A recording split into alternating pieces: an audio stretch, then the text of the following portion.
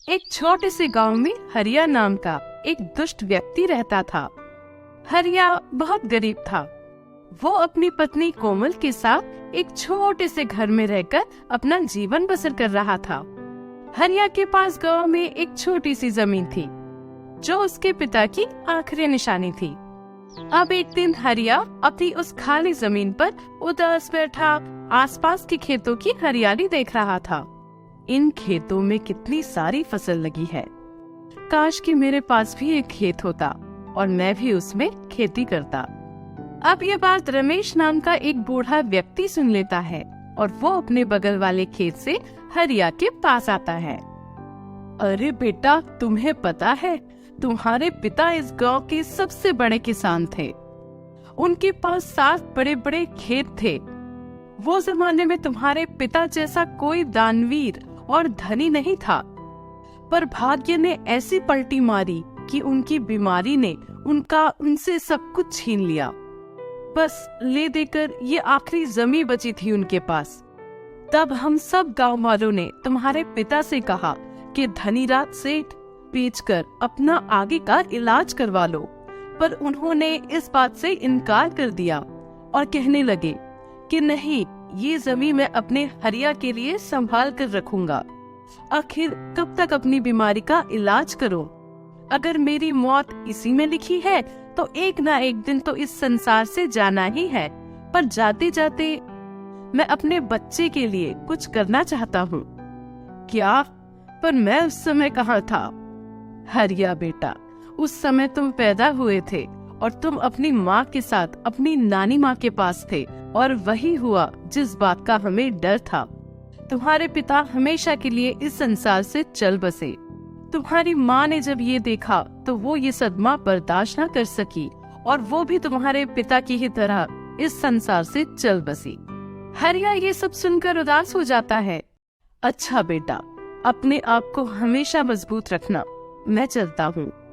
इतना कहते ही रमेश अपने घर चला जाता है। मेरे पिताजी के पास 7 खेत थे और उन्होंने मुझे इतनी सी जमीन दी बस। अरे इतनी सी जमीन में मैं क्या करूँगा? अरे मरना तो उन्हें था ही ना, तो ऐसे ही मर जाते। फालतू में करोड़ों की जमीन बेचने की क्या जरूरत थी भला? खुद तो गए ही और साथ साथ मुझे भी कंगाल करके चले गए। हरिया के मन में इतनी गंदगी थी, ये किसी ने नहीं सोचा था। हरिया को बचपन से लोगों की तरक्की देखकर जलन होती थी। वो किसी की भी खुशियों में कभी खुश नहीं होता था, हमेशा अपना ही भला सोचता रहता था। तभी हरिया अपने बगल वाले खेत में देखता है जहाँ एक बोर्ड पर लिखा था कि इस खेत में फसल उगाने के लिए एक आदमी की जरूरत है। वो खेत उसी गांव में एक चमन नाम के व्यक्ति का था। अरे वाह, मुझे तो खेत का सारा काम आता है, क्यों ना मैं ही ये काम करूं? अब हरिया चमन के घर आता है। चमन को ये पता नहीं था कि उसी के खेत के बगल में हरिया की छोटी सी जमीन है। अब बातचीत में चमन हरिया को अपने खेत में काम पर रख लेता है। तब अगले दिन से हरिया 2 बैलों से चमन के खेत में मिट्टी खोद रहा था। शाम तक हरिया ने सारे खेत की मिट्टी खोद ली थी।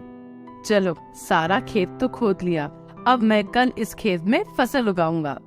हरिया वही पेड़ के पास बैठा था। तभी उसकी नजर उसकी जमीन पर पड़ती है। अरे वाह, चलो मैं इन बैलों से अपनी जमीन की मिट्टी भी खोद लेता हूँ। चमन भाई को कहाँ पता चलेगा? इसी बहाने मेरी भी जमीन फसल उगाने के लायक हो जाएगी।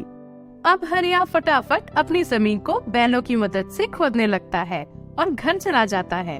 अगले दिन हरिया चमन के घर से कई सारा दाना ले आता है और चमन के खेत को खोदने के साथ वो आधा दाना अपने खेत के लिए भी रख लेता है।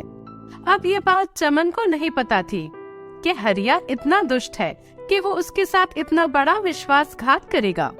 अब देखते ही देखते 2 महीने बीत जाते हैं। अब चमन और हरिया दोनों के खेत में गेहूं की बड़ी फसल हो जाती है। अब कुछ ही दिनों में गेहूं की फसल निकलने वाली थी। तब एक दिन चमन हरिया के साथ अपने खेत में आता है। हरिया, मैंने तो तुम्हें बहुत सारे दाने दिए थे, फिर खेत में इतनी सी ही फसल क्यों आई? बाकी की फसल कहाँ है?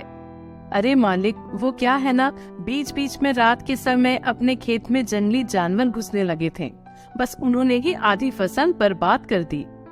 जंगली जानवर? पर आज तक तो कभी नहीं सुना कि इस इलाके में जंगली जानवर आते हैं। मालिक, जंगली जानवर के बारे में किसे पता होता है कि वो कब, कहां और किधर आएंगे। तभी चमन की नजर हरिया के छोटे से खेत पर पड़ती है, जिसमें चमन की ही गेहूं की फसल लगी थी। हरिया, ये खेत किसका है? यहाँ तो बरसों से ये जमीन खाली पड़ी थी, अचानक इसमें खेती कैसे हो गई?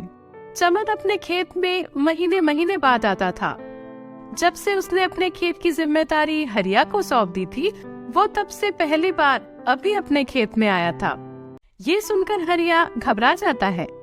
अरे बाप रे, अगर मैंने इसे बता दिया कि ये खेत मेरा है तो इसे पक्का मुझ पर शक हो जाएगा कि मैंने ही इसकी फसल अपने खेत में पेरी है।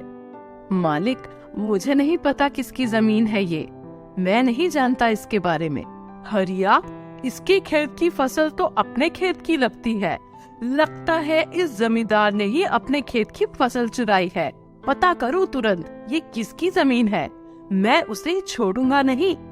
उसकी हिम्मत कैसे हुई मेरे खेत की फसल चुराने की?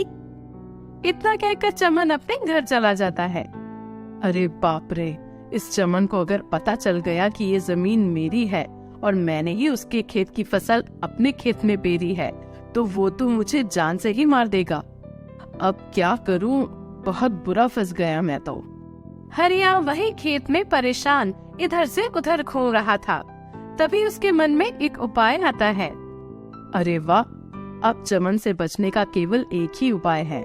मैं चमन और अपने खेत की सारी गेहूं की फसल अभी ही काट देता हूँ और इसे और अपनी जमीन को बेचकर इस गांव से हमेशा के लिए भाग जाता हूँ।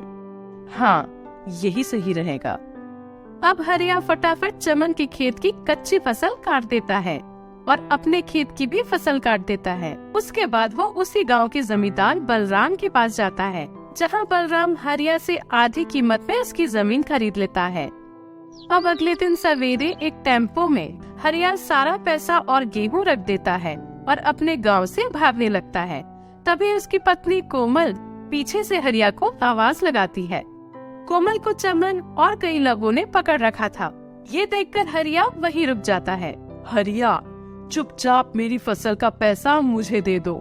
मुझे सब पता चल गया है कि वो जमीन तेरी ही थी और तूने ही धोखे से मेरे खेत की फसल चुराई थी और अपने खेत में पेरी थी। अब चुपचाप यहाँ आ जा, वरना मैं तेरी पत्नी को जान से मार दूंगा। अरे टेम्पो वाले भैया, टेम्पो लेकर भागो यहाँ से, निकलो जल्दी। हरिया, मैं तुम्हारी पत्नी हूँ, तुम मुझे छोड़कर जा रही हो, मुझे मरने दे रहे हो। अरे चला ना रे टेम्पो, वरना ये चमन मुझे जान से मार देगा। अब टेम्पो वाला टेम्पो को घुमाकर सीधे चमन के पास टेम्पो लेकर जाता है। तभी चमन और उसके साथी हरिया को पकड़कर खूब मारते हैं और उसे पुलिस के हवाले कर देते हैं, जिसके बाद हरिया को जेल हो जाती है। अब उसके हाथ से जमीन भी गई थी और फसल बर्बाद करने के चक्कर में चमन ने हरिया का घर बेचकर हरिया से अपने फसल के पैसे वसूल कर लिए थे। घर गया, पत्नी गई, जमीन भी गई और उसके बाद बेचारा हरिया पड़ा रह गया सलाखों के पीछे। तो ये थी हमारी आज की कहानी। आशा करते हैं कि आपको कहानी अच्छी लगी होगी। जो अच्छी लगी हो तो लाइक जरूर करें और ऐसी ही कहानियाँ आगे भी सुनते रहने के लिए चैनल को सब्सक्राइब करना ना भूलें। फिर मिलेंगे आपसे एक नई कहानी के साथ।